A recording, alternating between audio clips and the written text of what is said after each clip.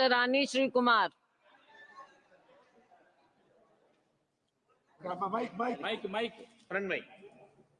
மதிப்புக்குரிய அவைத்தலைவர் அவர்களே, முதல் முறையாக இந்த அவையில் எனது தாய் தமிழ் மொழியில் எனது உரையை தொடங்குகிறேன். வடகிழக்கு இந்தியாவின் 7 சகோதரிகளில் ஒரு சகோதரி பற்றி எரிகிறாள். தொடர்ச்சியாக 1 வருடங்களுக்கு மேலாக எரிந்து கொண்டிருக்கிறாள். இது இந்த டெல்லியின் காதுகளுக்கு எட்டவில்லை. மணிப்பூர் மாநிலம் கடந்த மே மாதம் 3ஆம் தேதி 2023ஆம் ஆண்டு முதல் வன்முறையால் பற்றி எரிந்து கொண்டே இருக்கிறது. மெய்த்தி மற்றும் குக்கி இன மக்களிடையே ஏற்பட்ட வன்முறை மாநிலம் முழுவதும் பரவி கலவரமாக வெடித்ததில் 250 பேர் எரித்து கொல்லப்பட்டுள்ளனர். சுமார் 60,000 பேர் சொந்த மாநிலத்திலேயே சொந்த நாட்டிலேயே அகதிகளாக தஞ்சம் புகுந்துள்ளனர். பள்ளிகள் சேதப்படுத்தப்பட்டுள்ளன, தேவாலயங்கள் தரமட்டமாக்கப்பட்டுள்ளன, அவர்களின் உடைமைகள் சேதப்படுத்தப்பட்டுள்ளன. 15,000 மாணவர்களுக்கு மேல் தங்கள் கல்வியை இழந்துள்ளனர். இத்தகைய விவாதம், முக்கியமான ஒரு விவாதம் நடக்கும் போது மாண்புமிகு பாரத பிரதமர் அவர்கள் இந்த அவையில் இருக்க வேண்டியது அவசியம் இல்லையா? ஒன்றிய உள்துறை அமைச்சகத்தின் கீழ் இயங்கிக் கொண்டு இருக்கிற ஆயுத கிடங்கிலே ஆயுதப்படை வீரர்களின் கண் முன்னே ஆயிரக்கணக்கான ஆயுதங்கள் கடத்தப்பட்டிருக்கின்றன. இதையெல்லாம் வேடிக்கை பார்த்து கொண்டிருந்த மாண்புமிகு பாரத பிரதமர் அவர்கள் தான் செல்லும் இடங்களிலெல்லாம் தன்னை ஒரு சவுக்கிதார் என்று பிரகடனப்படுத்திக் கொண்டிருப்பது வேடிக்கையாக இல்லையா? சாதாரண மக்களுக்கு ஆயுத கிடங்கிலே பாதுகாப்பு இல்லாத போது சாதாரண மக்களுக்கு நீங்கள் எவ்வாறு பாதுகாப்பை அளிப்பீர்கள்? எந்த நம்பிக்கையில் மக்கள் இந்த நாட்டிலே பாதுகாப்போடு இருக்கிறார்கள்? உக்ரைனில் சென்று பேச்சுவார்த்தை நடத்தி பிரச்சனையை தீர்த்து வைக்க பாரத பிரதமர் அவர்கள் மிகுந்த முனைப்போடு இருக்கும் போது சொந்த நாட்டிலேயே ஒரு சிறிய மாநிலத்தின் பிரச்சனையை தீர்த்து வைக்க மனமில்லையா? அல்லது அவர்களுக்கு பயம் இருக்கிறதா? இல்லது அவர் பாதுகாப்பற்ற தன்மையை உணர்கிறதா என்பதை இந்த ஒன்றிய அரசு விளக்கம் அளிக்க வேண்டும் என்று கேட்டுக்கொள்கிறேன். மாநிலம் செழிக்க, மாநிலம் வளர, மாநிலம் கட்டுக்கோப்பாக இயங்க இரட்டை எஞ்சின் அரசுதான் வேண்டும் என்று எங்கு சென்றாலும் கூறிக்கொண்டிருக்கிற பாஜக தலைவர்கள் எங்கே? அவர்கள் குரல்கள் எல்லாம் அடங்கிவிட்டதா? இதுதான் நமக்கு வழங்கப்படுகிற இரட்டை இந்திர அரசா அல்லது இரட்டை எஞ்சின் பழுதடைந்து விட்டதா? எதற்காக மணிப்பூர் பற்றி எரிகிறது என்று ஆராய்ந்து பார்த்தால் அதற்கான விடை ஒன்று மட்டும்தான். பாஜகவின் அரசியல் கணக்கு என தீர்க்கமாக கூற முடியும். கார்ப்பரேட் முதலாளிகளின் இல்லங்களில் உள்ள நிகழ்ச்சிகளுக்கு விரைந்து செல்லும் நம்முடைய பாரத பிரதமர் அவர்களுக்கு மணிப்பூருக்கு செல்ல மனமில்லையா? ஏன் செல்ல மறுக்கிறார்? அந்த மக்களுக்கு ஏன் நம்பிக்கையூட்ட மறுக்கிறார் என்பதை தெளிவுபடுத்துமாறு கேட்டுக்கொள்கிறேன். இன்னும் கூற வேண்டுமானால் பாஜக அரசு தங்களுடைய அரசியல் சுயலாபத்திற்காக குக்கி சமூக மக்களின் மீது திட்டமிட்டே இந்த தாக்குதலை நடத்தி இருக்கிறது என்பதை ஆணித்தரமாக கூறிக்கொள்ள விரும்புகிறேன். அதனால்தான் அவர்கள் அந்த வன்முறையை தீர்ப்பதற்கு எந்தவித முயற்சியும் எடுத்துக்கொள்ளவில்லை என்பது நிரூபணமாகிறது. மத்திய அரசின் நிர்வாக திறனையும் கேள்விக்குறியாக்கியுள்ளது என்பதையும் மறுக்க முடியாது. இந்த கலவரத்திலே மிகவும் பாதிக்கப்பட்டவர்கள் பெண்களும் குழந்தைகளும் தான்.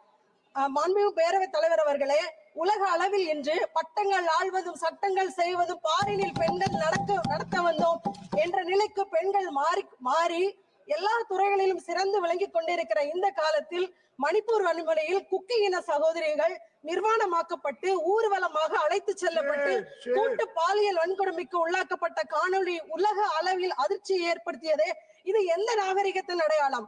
இதுதான் இரட்டை அஞ்சின் அரசின் செயல்திறனா? பேரவைத் தலைவர் அவர்களே, நேற்றைக்கு ஒன்றிய கல்வி அமைச்சர் அவர்கள் தமிழ்நாடு எம்பிக்களை பார்த்து நாகரிகமற்றவர்கள் என்று கூறினார்கள். இதுதான் உங்களது நாகரிகமா?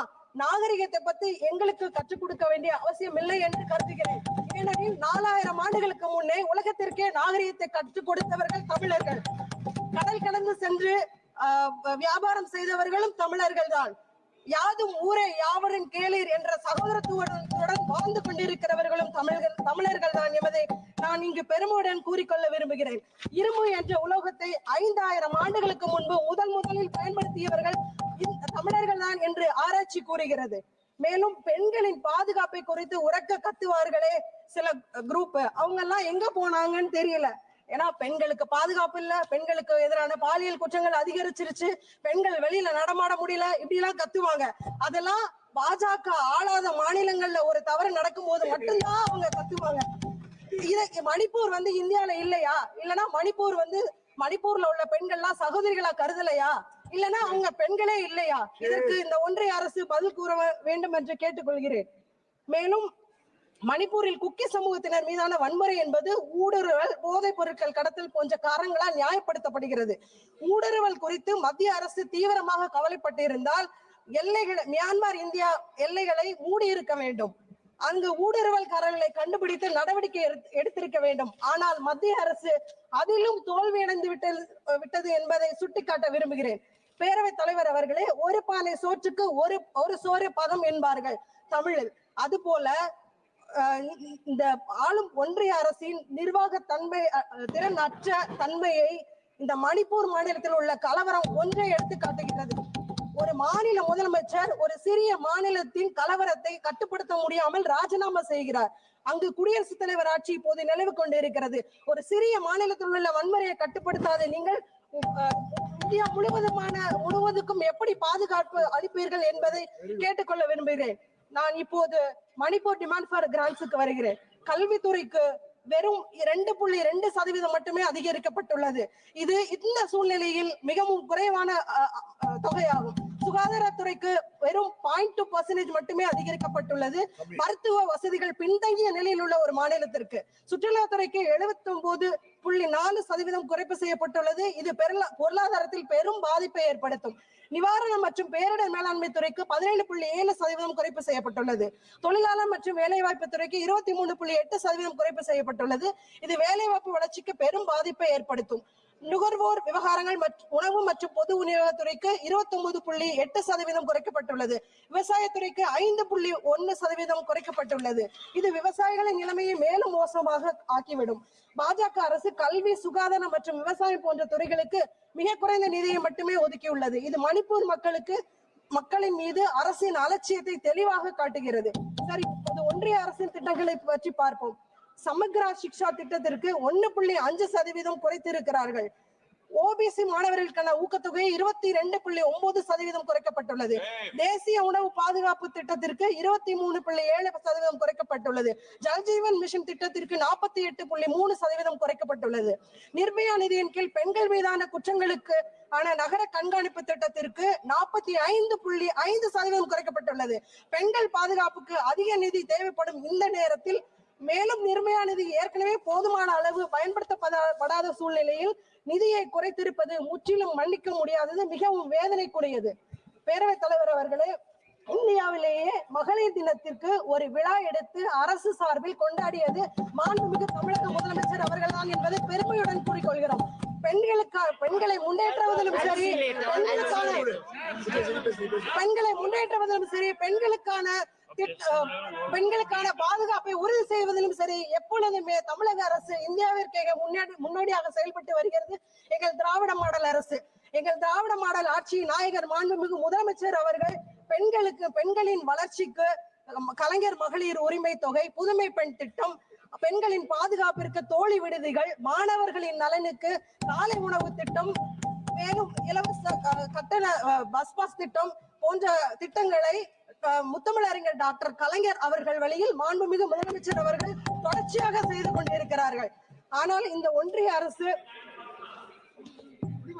DMAJY திட்டத்திற்கு பட்டியல் ஜாதியினர் மக்களின் சமூக பொருளாதார மேம்பாட்டிற்காக வடிவமைக்கப்பட்டுள்ளது.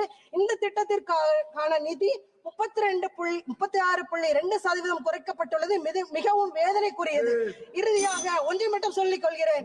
மணிப்பூரின் எதிர்காலத்திற்காக இந்த ஒன்றிய அரசு என்ன திட்டம் வைத்துள்ளது? மணிப்பூரில் அமைதி மற்றும் நல்லிணக்கத்தை மீண்டும் நிலைநாட்ட ஒன்றிய அரசு என்ன திட்டங்களை வகுத்துள்ளது?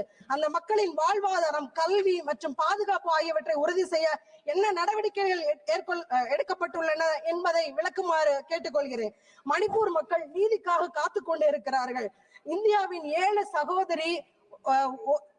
சகோதரிகளில் ஒரு சகோதரி தன் மீது எரியும் நெருப்பை இந்த ஒன்றிய அரசு அணைத்துவிடும் என்று நம்பிக்கையோடு காத்திருக்கிறார்.